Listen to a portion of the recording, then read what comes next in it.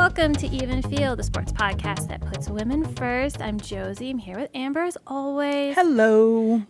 We are going to get into some pretty hardcore volleyball stuff later with college. Yes. And Supernovas. Supernovas is the big one. A little bit of high school, maybe?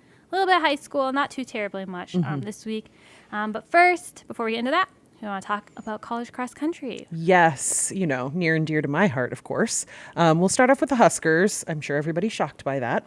But they won the Gans Creek Classic in Missouri last week. And, of course, Lincoln native freshman Berlin Schutz.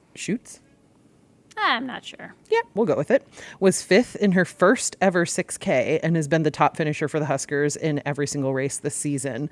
They also had another runner in the top 10, also a freshman, Allie Bainbridge. She was 8th. And then Brianna McQuillan was 11th, which is the first time 3 Husker women have been in the top 15 of a 6K race since the 2017 Greeno-Dirksen invite. Well, that's so making history. History. Gotta love that, right? Berlin shirt is so good. Seriously. I mean, as a freshman coming out, and they don't run the same distance. Like in Nebraska high school cross country, they run a 5K pretty much in every race. There's like 1 or 2 that might have a 4K, but that's usually not for the varsity runners. So it's conceivable she's never ran less than a 5K, and now she's like jumping around in different distances. So being able to do that, being consistently the top finisher as a freshman in the Big Ten Division I cross country, it's huge. It is huge. And it's nice that she's competing for like the home team school. It's pretty cool. Yeah, that is pretty cool. Creighton was also there. Creighton was also there, and a freshman was also their top finisher. So that was Taylor Warwick. She was the Blue Jays' first female freshman to lead the team in a race since 2018. Yeah. Freshman power. And she's still, like, I know they finished 17th. I want to say Creighton finished. But, like, she ran in 22:32.4, I think is right. Yeah. I could never. I mean, that's faster than my 5K time. And they're running more than that. So, yeah. I could never. So still incredibly, like, amazing. She's, competing very well. So that's great. I don't know how it's telling, but it's very strange that all these freshmen are, like, just phenomenal. Mm-hmm. Especially, like, I mean, I ran track in college, and that adjustment from training in high school to training in college, it does a number on your body, especially for, like, distance runners. I was a sprinter, so luckily I didn't have to put in their kind of mileage. But the fact that they're able to handle it and be successful immediately is pretty cool. No, it's pretty crazy. Yeah. And then we've got high school cross country, which we haven't talked a ton about. Prep Running Nerds, their rankings just came out. They were updated after the Kearney invite on Monday, which is a huge meet. They have a Class A, Class B, Class C, Class D. So Stu Pospisil covered that for us. Yes, there are a lot of races, so it's a pretty big deal.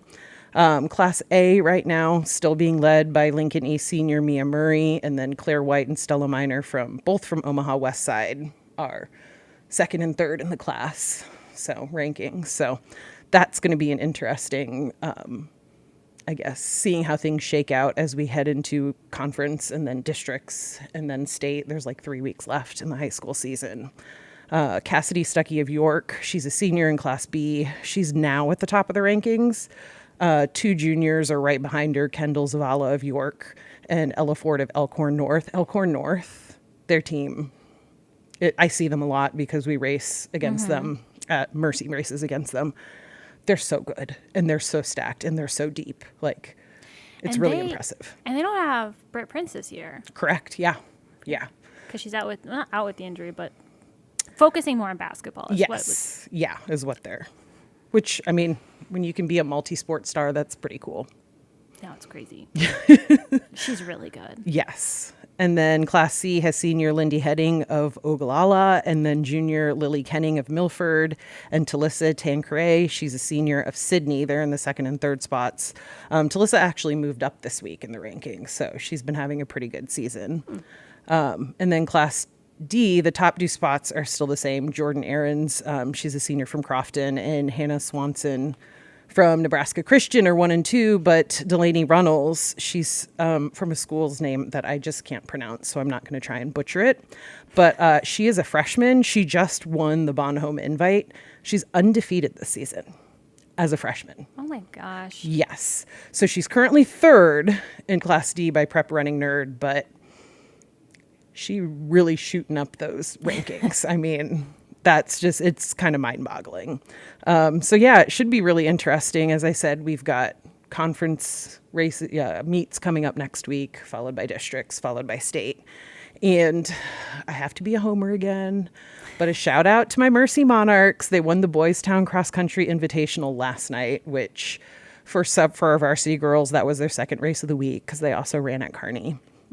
So we had a couple girls set a couple season bests or beat their time from the same course from Creighton Prep a couple weeks ago. And one of our JV runners, Jackie Williams, set a new PR, overall. So that was a lot of fun last night. Had to do it. Sorry. No, you're all good. You're all good. We should move to maybe softball real quick. Yes, softball. Huskers had their final scrimmage. The Scarlet Squad scored 4 runs throughout the 5th and 6th innings. So they rallied because they were behind. So they ended up winning 4-3 over Cream. Bella Bacon hit a game-winning 2-run homer in the 6th. So, pretty good story on that one. And then Jordy Ball, she had 2 hits with a triple and a run scored and an RBI. And she also earned the win in relief because she didn't allow an earned run and struck out 3 in her 3 innings. Oh, my goodness. So, even on intra-squad, making some moves. It's so strange to, because I've seen her hitting stats before when she was in high school, and to just see them now in a Husker uniform. After a 2-year break of looking at them, I've been so focused on the pitching side of things, but she's really good at bat. So yes. And then with high school, just really quick, conference tournaments are going on. I know Heartland Conference, I believe, is Saturday, so tomorrow. And then there's also Eastern Midland going on. It's just conference. The River City Softball Conference Tournament took place last night. Mercy ended up winning. They 10-run ruled Duchesne, and then they beat Scott Catholic, which we all know it's an all-sport powerhouse, but also in softball. So they beat them 5-4. Senior Adrian Pruss hit a grand slam that pretty much sealed the deal for them. That's nice. Yeah, so it's a lot of fun. Congratulations there. Yeah, they did a great job. I know that Steve Bidek, he's got rankings up right now. He's got rankings. He's got sub-district picks because those are coming up as well after all the conferences. Yes, I believe sub-districts start on the 2nd, October 2nd. That sounds correct. So, yeah, next week. The season's gone by pretty quickly. Mm-hmm. And that's just for classes B and C. In case you're not familiar with how Nebraska does things, there's a lot of teams in B and C, not so much in A. Yes. So things are starting to pick up. And the state tournament is being hosted by UNO this year, I believe. The championship game? Yes. Yeah, and the rest of it's still in Hastings. Yeah, correct, yes. So, but that's still pretty cool. No, it is cool. That's a really pretty field. Yes, it is. I was driving home from coaching my club team after high school meet ended, and there were fireworks going off. So don't know what it was for because I wasn't driving directly past their ballpark, but I was, a couple streets over and was like, oh, I kind of want to pull over and watch. But yeah, in general, it's just a really pretty facility. It's a really pretty facility. Should we move on to volleyball? Yes, I'm sure you guys have all been waiting for the volleyball talk. Yes, if you've stuck around, we have quite a bit because our college teams opened conference play. Yes. So are we starting? Who are we going to start with? I think we should start in Nebraska. Yes. Just because they stayed at number 2. They're one of 4 teams undefeated in conference play in the Big Ten. The other ones are Wisconsin, Penn State, and Purdue. Shocking. I know, shocker. They opened the conference play with 2 sweeps of number 21 Ohio State and number 12 Minnesota. The Minnesota was a little bit more competitive than the Ohio State one, I want to say. Which you mentioned last week was going to be that way. I would assume so, and that makes me question what Iowa's going to do this year. Yeah. Or maybe, I don't know. They had a really, really good night. I don't know. We'll have to see. But it's kind of exciting because that team has been like, everyone just kind of always has expected them to be at the bottom of the Big Ten. And if they could make moves and be more competitive, that only heightens the conference. And I mean, the conference is already like the pinnacle of college volleyball. So raising that would be phenomenal. Or it's over the ceiling now. Yeah, I don't even know. I don't want to even guesstimate.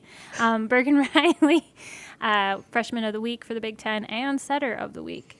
She's the first setter of the week for Nebraska since Nicklin Hames in 2021, which kind of crazy to me. But when I think about the 2022 season, that kind of makes sense. Not that setters were bad, just they were clearly a more defensive focused team. Their offense has exploded this season. Definitely. A lot of that is the freshmen. A lot of that is Bergen Riley. They are headed to Indiana this weekend. They have the two teams. They have Purdue and they have Indiana. They have Purdue tonight in West Lafayette. Both matches are at 6 p.m. and are on BTN. Awesome. So, and they have someone new, air quotes, on coaching staff, don't they? Yeah, they have Jordan Larson. She is back from qualifying for the Olympics. Right. Again. So casual. So just, hair flip. Yeah, exactly. We do have a story about that up on omaha.com.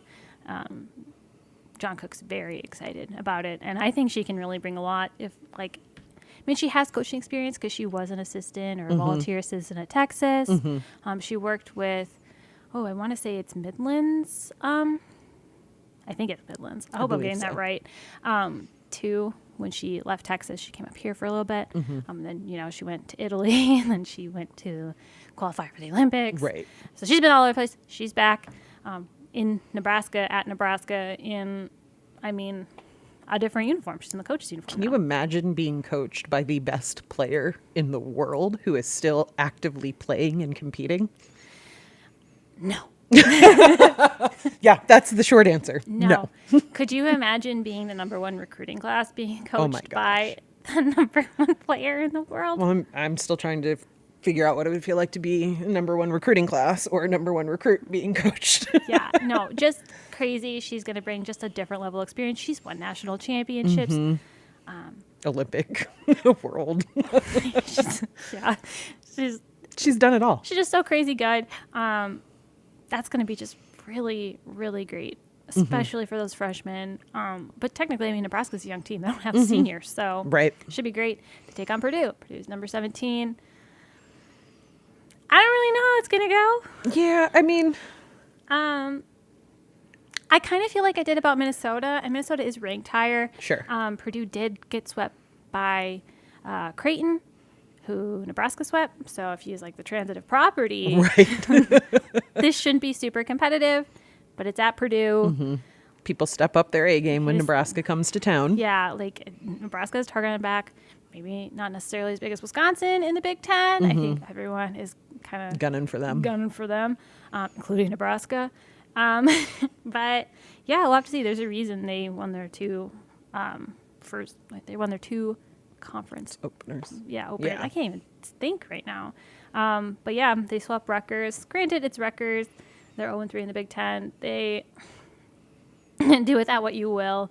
They had a 4-set win over Maryland, which also is kind of up in the air. They're never a powerhouse. So we'll have to see how that goes. They also have Indiana.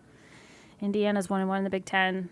So yeah, I don't know, but we are less than 30 days from the Wisconsin match. Yes, we are. Are you getting ready? I am a little stressed about that day because they have the Northwestern football game that same day. And it is also the day they're honoring Memorial State's 100th anniversary. And that time is TBA still. Oh, geez. So I am sure that Nebraska will be this is our biggest volleyball match of the year. We can't overlap here. Exactly. And I think a lot of fans would be really mad. Right.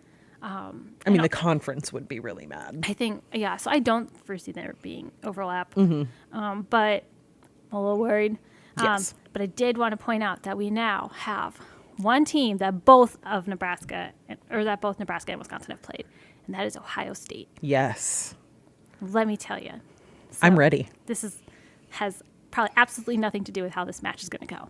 But technically, against Ohio State, Nebraska allowed less points Granted, it was 6 less points. It's 51 to 57. But, you know, it's something. Yeah. Something to look forward to. Definitely. I love those little stats nuggets too. So It's just a weird little thing that I looked up on purpose. But yeah, so there's hope. There's There's always hope. I mean, there always is, but yes, They're it's really always good. nice to hear these little stats. So Both teams are receiving first place votes in the poll. Wisconsin overwhelmingly more. I think Nebraska had like 2 last week. But yeah, no, less than 30 days out. That game is October 21st. ooh, that's the day after the Nebraska high school state cross country meet, by the way. Well, you are just going to have to run home and turn your TV on. Yes. But yeah, also Creighton, I don't know what happened. I don't think Creighton fully knows what happened. Kristen Bernthal Booth basically was like, they just were a more grittier team. And of course, I'm talking about their 5-set loss to Xavier. Yes. They had never, ever lost to them before. So it's kind of a stunner. By kind of, I mean, I was stunned. Well, I remember you mentioning that last week. They're like, oh, they've never lost to Xavier. I don't think we spent a ton of time talking about that match either. No. So I mean, it's a pretty competitive match. I don't know if Xavier stepped up their game or Creighton was like kind of lost a little bit. But, I mean, Ava Martin had 21 kills. Kendra Waite had 45 assists. So it's not like they played poorly. They didn't play just poorly. got beat. They just got beat. So maybe Xavier's really good this year. Maybe just Xavier. I want to see what happens when Xavier plays Marquette. I guess is the way I want to phrase that. Yeah. I mean, other than that, they swept Butler, which is like a kind of a. Well, I would hope so. Yeah. Right. Was expected. Both of those matches were on the road. Don't know if that played into it at all. But they're back in Omaha this weekend. They take on St. John's. That's on Flow Sports, my least favorite streaming service. And Seton Hall. That one is on Nebraska Public Media. Oh, cool. So that is nice to know. Yes. I will point out St. John's currently leads the Big East in standings because they are 3-0. Nice. One of those wins is over Seton Hall, so we'll see how that goes. The other ones were UConn and Providence, who are both at the bottom of the standings. So don't really know what to do with that. Is as always when you open conference play, you don't really know how it's going to shake out. Right. At all. So, and UNO also stunner. I mean, so they open conference play with a loss to UMKC. That was in 5 sets. And they beat South Dakota, NCAA tournament regular South Dakota. Yes, my heart was broken. In 4 sets. Ooh. And it was not a competitive 4th set, I will say. Really? No, not at all. Not at all.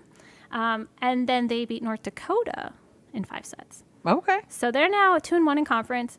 The record, which I've said before, does not reflect their talent, is now 3-10 overall. But 2-1 in conference, which is all we care about at this point. Exactly. They take on North Dakota State tomorrow. So North Dakota State has beat Oral Roberts in 4 and St. Thomas in 3. And then they were swept by Denver. And Denver is good. So, wow. Yeah. Have to see. Don't really know. Gotta love Nebraska. And by that, I mean the whole state. Volleyball. No, they're all just ridiculously talented. That includes at the high school level, which we saw movement in the top 10. We did. C1 and C2 classes moving in there.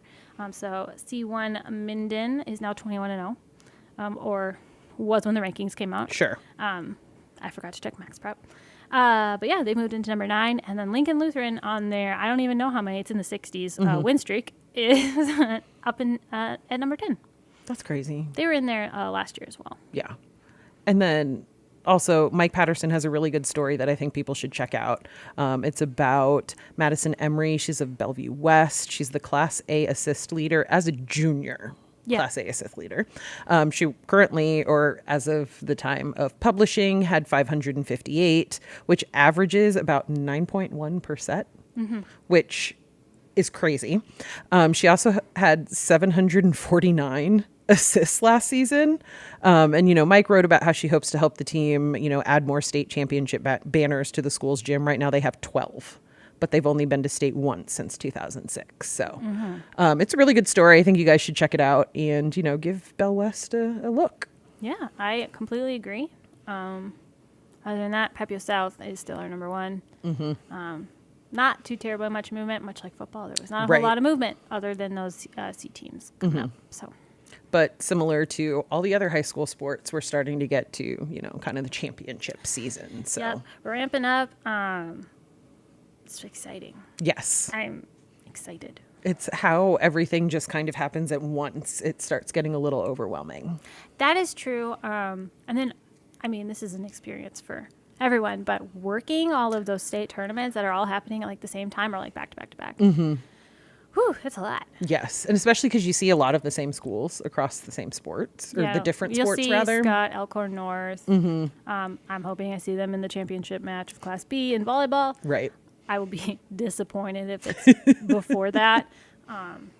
Disappointed. Did you catch that? Did you catch that, NSAA? I will be disappointed.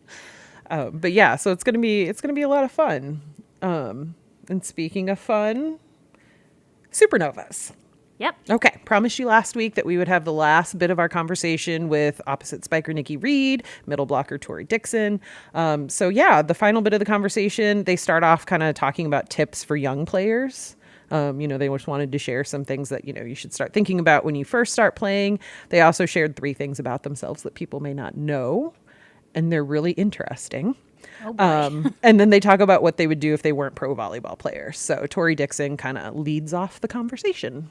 One big tip is like learn the whole game. I know like I'm a middle and I feel like I was kind of stuck in a box, especially like in youth sports. They tend to specialize a lot. And it was just because I'm, huge and I can spike the ball and block and everything. Like I was never really taught defense. I was never taught how to pass the ball. And I really wish I was, like, because it helps so much in the international game. So I would say, like, don't let someone put you in the box. Don't let someone specialize you. Like, get those defense reps. Like, tell your coach, like, no, I need to learn how to do this too. It's the whole sport. So I would just say try to get some ball control stuff going and try to not specialize for as long as possible. Yeah. Just to go off what Tori said, ball control, number 1 is I'm still learning ball control. But also number 2, just have fun, like have fun, enjoy the game. Cause I feel like that's when you play your best. So just enjoy the moments, especially when you start off young. Just have fun with it, because when you get, to the professional level, it's more, time consuming and, it's a little more work than it is fun, but just enjoy, the youthful years while they last. 3 facts about me is I'm 1 of 8. So I have 7 brothers and sisters, or 1 brother and 6 sisters. My younger sister is actually 2. What else? My grandmother on my dad's side, she ran track with Wilma Rudolph. She was an Olympian. And the 3rd fact about me is I have a sister that also plays volleyball, and she's still in college. This is her senior year, but she's hoping to play in the States as well. Non-volleyball. I am Maori. For people who don't know, my dad's from New Zealand. So I got that little Polynesian background. Shout out to my Pacific Islanders out there. What else? I have 2 dogs and 2 cats, and I've played professionally in Italy, Turkey, China, 5 different countries overseas. Oh, wow. And 10 years professionally. It's too much. I'm happy to be staying here for a while. I just went to a Beyonce concert, and I'm obsessed with anything pop culture. Rihanna, Beyonce. So I would love to be one of her background dancers or singers, or be Beyonce. I would be Beyonce. Yeah, maybe you might. No, but in all seriousness, one thing I'm also passionate about is broadcast journalism and interior design. I like remodeling, organizing. I'm a little bit OCD, so that's another thing that could be like a home makeover. I used to binge watch that when I was a kid. Move that bus. So, yeah. If I'm being honest, like what I would be doing if I wasn't playing, I'd honestly probably be coaching. I feel like I've played just a lot of years in this sport, and just it's a very easy avenue. And also I love volleyball. Like I think I could help some players, and I think it'd be really fun too to stay in this environment. If we're taking all volleyball out, I started college. I didn't finish college like this because it was too hard with volleyball and this, but I started out as trying to do veterinary science at Minnesota. Oh, wow. That lasted for about a year until I realized how many science classes you had to take for that. Mm-hmm. But I love animals, and I volunteer with a Southern California Pomeranian rescue in California. No, but I love animals, really. I love dogs, and I would love to do something with animals too. Like I was talking about like maybe opening an animal rescue or something in Minnesota would be fun, but yeah. Yeah, so it was really fun talking to them. I'm sure we'll start hearing even more, from even more supernovas and coaches and whatnot as we get closer because, the season starts in February. So if you guys haven't, definitely check out the season tickets. They're still on sale. They're also having a bunch of different contests, and You won one. I did win one. I entered one of their social contests, so I get a signed jersey from Jason Derulo, one of the team owners. So, yeah. Have they made any headway on the Omaha Storm Chasers saying, like, Jason Derulo? I don't know. We'll have to check in with their PR department and One see can what's going only on. hope. Yes. That needs to happen. And needs to be played over the loudspeaker. It does. And lead and close every single commercial. What they should do is they should play that and then play one of his songs as their entrance song. But replace the Jason Derulo with that. Yeah. And then, what's kind of interesting is one of the things Nia mentioned was if she wasn't a pro volleyball player, she's a huge Beyonce fan and how she would love to be a backup dancer and singer. You guys just heard her say that. Maybe we get her to sing it. I'd be okay with that. Right? I'd be okay with that. Let her flex her pipes, right? So, yeah. So it was fun. Great conversation. The team, they've been doing a lot of publicity around the city. I think they were at a Hy-Vee and at a car wash, just meeting fans and things like that over the past few weeks. So, yeah, it's pretty cool. Yeah. I can't wait. Yeah, no, me either. I think that's pretty much all we have for I believe so. today. Yes. So thank you for listening. Don't forget to check out all the stuff we talked about on omaha.com. And you can check us out basically wherever podcasts are available. Exactly. Subscribe, share with all your friends. All right. Thank you. Bye. Bye.